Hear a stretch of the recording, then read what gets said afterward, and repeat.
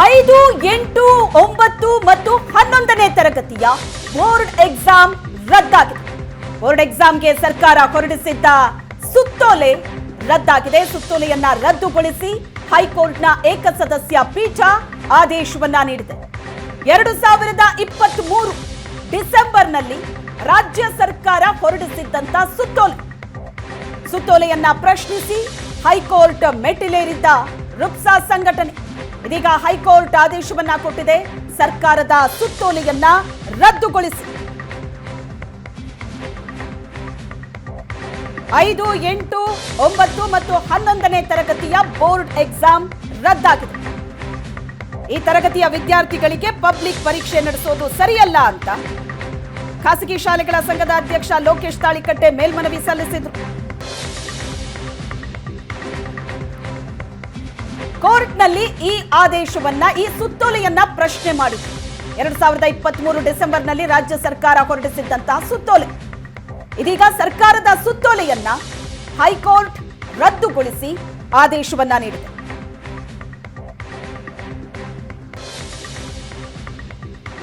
ಇದೀಗ ಈ ಬಗ್ಗೆ ಮಾತಾಡೋದಕ್ಕೆ ಲೋಕೇಶ್ ತಾಳಿಕಟ್ಟೆ ನಮ್ಮ ಜೊತೆ ಸಂಪರ್ಕದಲ್ಲಿದ್ದಾರೆ. ಖಾಸಗಿ ಶಾಲೆಗಳ ಸಂಘದ ಅಧ್ಯಕ್ಷರು. ಸರ್ ನಮಸ್ತೆ. ನಮಸ್ಕಾರ ಮೇಡಮ್. ಎಸ್, ನೀವು ಇದನ್ನ ಪ್ರಶ್ನೆ ಮಾಡಿ ಕೋರ್ಟ್ ಮೆಟ್ಟಿಲೇರಿದ್ರಿ. ಈಗ ಸರ್ಕಾರ ಹೈಕೋರ್ಟ್ ಆದೇಶವನ್ನ ಕೊಟ್ಟಿದೆ ಸರ್ಕಾರದ ಸುತ್ತೋಲೆಯನ್ನ ರದ್ದುಗೊಳಿಸಿ. ಸೊ ಈ ಬಾರಿ ಬೋರ್ಡ್ ಎಕ್ಸಾಮ್ ಇಲ್ಲ ಹಾಗಾದ್ರೆ? ಹೌದು ಮೇಡಮ್. ನಾವೀಗ ಬೋರ್ಡ್ ಎಕ್ಸಾಮ್ಸ್ ಅನ್ನ ನಾವು ಮೊದಲಿಂದನೂ ಕೂಡ ವಿರೋಧ ಮಾಡ್ಕೊಂಡ್ ಬಂದ್ವಿ. ಯಾಕೆಂದ್ರೆ 2009ರಿಂದ ನಾವು RTE ಕಾಯ್ದೆಯ ಅಡಿಯಲ್ಲಿ CCE ಮೆಥಡ್ ಅನ್ನ ಫಾಲೋ ಮಾಡ್ತಾ ಇದೀವಿ, ಕಂಟಿನ್ಯೂಸ್ ಕಾಂಪ್ರಿಹೆನ್ಸಿವ್ ಇವ್ಯಾಲ್ಯೂಯೇಷನ್ ಅಂತ. ಸೊ ಅದರಲ್ಲಿ 5 ಮತ್ತೆ 8ನೇ ಕ್ಲಾಸ್ ಇಂದು ನಾವು ಶಾಲಾ ಹಂತದಲ್ಲೇ ಪರೀಕ್ಷೆಯನ್ನು ನಡೆಸಬೇಕು ಅನ್ನೋದು ನಿಯಮ. ಸೊ ಅದನ್ನ ಬೋರ್ಡ್ ಎಕ್ಸಾಮ್ ಅನ್ನ ಮಾಡಬಾರ್ದು ಅಂತೇಳಿ, ಅಂದ್ರೆ ಇವ್ಯಾಲ್ಯೂಯೇಷನ್ಸ್ ಅನ್ನ ಮಾಡಬೇಕು ಅಂತಂದ್ರೆ ಯಾರು ಪಾಠವನ್ನ ಮಾಡ್ತಾರೋ ಶಿಕ್ಷಕರು ಅವರೇ ಪ್ರಶ್ನೆ ಪತ್ರಿಕೆ ತಯಾರು ಮಾಡಿ ಪರೀಕ್ಷೆಯನ್ನು ನಡೆಸಬೇಕು ಅನ್ನೋದು CCEಯ ಮೂಲ ನಿಯಮ ಅದು.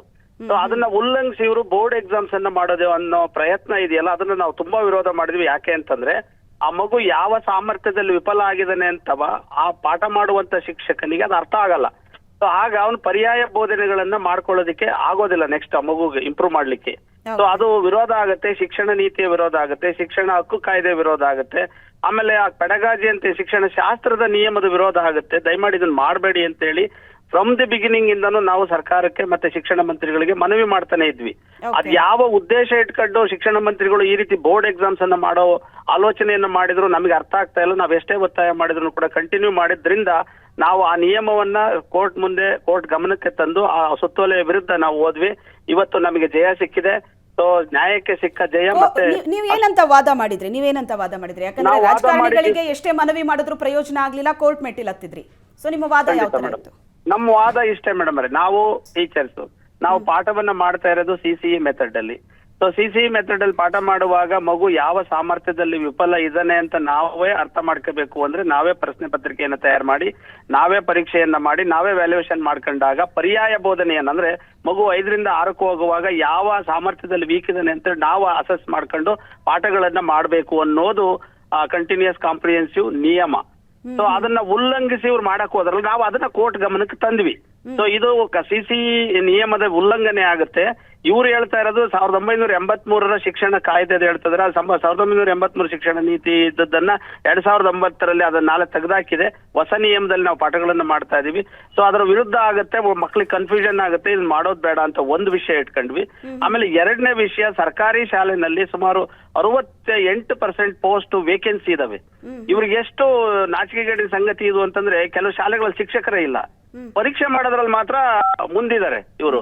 ಸೊ ಶಿಕ್ಷಕರು ಇಲ್ದಿರೋ ಅಂತ ಶಾಲೆಗಳಲ್ಲಿ ಮಕ್ಕಳೇ ಓದಿಲ್ಲ ಅಂತವ್ರಿಗೆ ನೀವು ಬೋರ್ಡ್ ಎಕ್ಸಾಮ್ ಮಾಡಿದಾಗ ಮಕ್ಳಿಗೆ ಭಯ ಹುಟ್ಟಿ ಶಾಲೆಗೆ ಬರದೇ ಇರುವಂತ ಸಾಧ್ಯತೆಗಳಿರ್ತವೆ, ಶಾಲೆ ಬಿಡ್ತಾವ ಮಕ್ಳುಗಳು. ಇದನ್ನ ಅರ್ಥ ಮಾಡ್ಕೊಳ್ಳಿ, ನೀವು ಶಾಲಾ ಹಂತದಲ್ಲೇ ಪರೀಕ್ಷೆಗಳನ್ನ ನಡೆಸೋದಕ್ಕೆ ಅವಕಾಶ ಮಾಡ್ಕೊಡಿ ಅಂತ ಹೇಳ್ಬಿಟ್ಟು ನಾವು ಓದ್ವಿ. ಆಮೇಲೆ ನಗೆಪಾಟಿನ ಸಂಗತಿ ಏನು ಅಂದ್ರೆ ಕ್ವಶನ್ ಪೇಪರ್ ಇವ್ರು ಕಳಿಸ್ತಾರಂತೆ, ಆನ್ಸರ್ ಶೀಟ್ ಅನ್ನ ನಾವು ಕೊಡ್ಬೇಕಂತೆ, ಅಂದ್ರೆ ಮಕ್ಕಳೇ ತರಬೇಕಂತೆ. ಸೊ ಇದನ್ನ ಬೋರ್ಡ್ ಎಕ್ಸಾಮ್ ಅಂತ ಕರೆಯೋದಿಲ್ಲ. ಇವರೆಲ್ಲೋ ಇಲ್ಲಿ ಹಣ ಮಾಡುವ ದಂಧೆ ಅಂತ ನೇರವಾಗಿ ನಾನು ಆರೋಪ ಮಾಡ್ತಾ ಇದ್ದೀನಿ. ಹಣ ಮಾಡೋದಕ್ಕೋಸ್ಕರ ಈ ಪರೀಕ್ಷೆಗಳನ್ನ ಮಾಡ್ತಾ ಇದಾರೆ ಅಂತವ. ಆಮೇಲೆ ಇಡೀ ಜಗತ್ತಲ್ಲಿ ನಗೆಪಾಟಿನ ಒಂದು ನಿರ್ಧಾರ ತಗೊಂಡಿದ್ದಾರೆ ನಮ್ಮ ಮಧು ಬಂಗಾರಪ್ಪನವರು. ನಿಮಗೆ ಗಮನದಲ್ಲಿರ್ಲಿ, SSLC 3 ಎಕ್ಸಾಮ್ ಮಾಡ್ತೀನಿ, PUC 3 ಎಕ್ಸಾಮ್ ಮಾಡ್ತೀನಿ, ಸೊ ಇದೇನು ಈ ಶಿಕ್ಷಣ ವ್ಯವಸ್ಥೆನ ಇದೇನು ಅನ್ನೋದೇ ನಮ್ಮ ದೊಡ್ಡ ಅಲ್ಲ ಈ ಎಲ್ಲ ಆತಂಕ. ನಿರ್ಧಾರ ಮಕ್ಕಳ ಮನಸ್ಸಿನ ಮೇಲೆ, ಮಕ್ಕಳ ಭವಿಷ್ಯದ ಮೇಲೆ ಯಾವ ರೀತಿ ಪರಿಣಾಮ ಬೀರತ್ತೆ ಅನ್ನೋದು ತಿಳ್ಕೊಳ್ಳದೇನೆ, ಅದರ ಪರಿಣಾಮಗಳ ಬಗ್ಗೆ ಒಂದು ಚಿಕ್ಕ ಅರಿವು ಇಲ್ದೇನೆ ನಿರ್ಧಾರ ತಗೊಂಡ್ಬಿಡ್ತಾರ ಹಾಗಾದ್ರೆ ಶಿಕ್ಷಣ ಇಲಾಖೆ, ಶಿಕ್ಷಣ ಮಂತ್ರಿಗಳು ಅಂತ? ಅದೇ ದೊಡ್ಡ ಸಮಸ್ಯೆ ಮೇಡಮ್. ಇವ್ರಿಗೆ ಯಾರು ಅಡ್ವೈಸ್ ಮಾಡ್ತಾರೆ ಅನ್ನೋದು ಗೊತ್ತಿಲ್ಲ. ಯಾಕಂದ್ರೆ ಶಿಕ್ಷಣ ತಜ್ಞರ ಇಲ್ಲದ ಇಲಾಖೆ ಆಗಿ ಕನ್ವರ್ಟ್ ಆಗಿದೆ.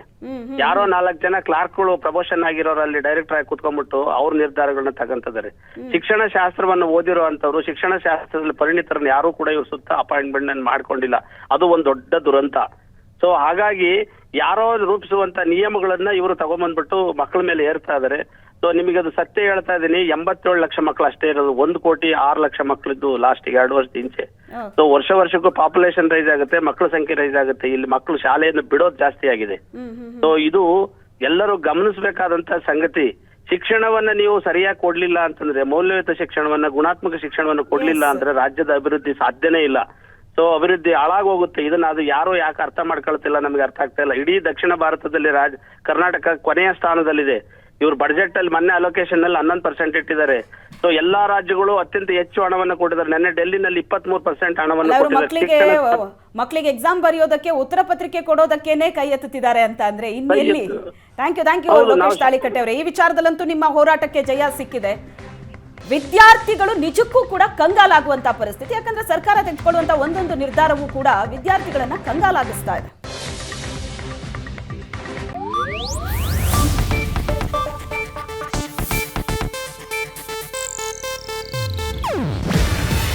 ಇದು ಏಷ್ಯಾನೆಟ್ ನ್ಯೂಸ್ ನೆಟ್ವರ್ಕ್ ಪ್ರಸ್ತುತಿ.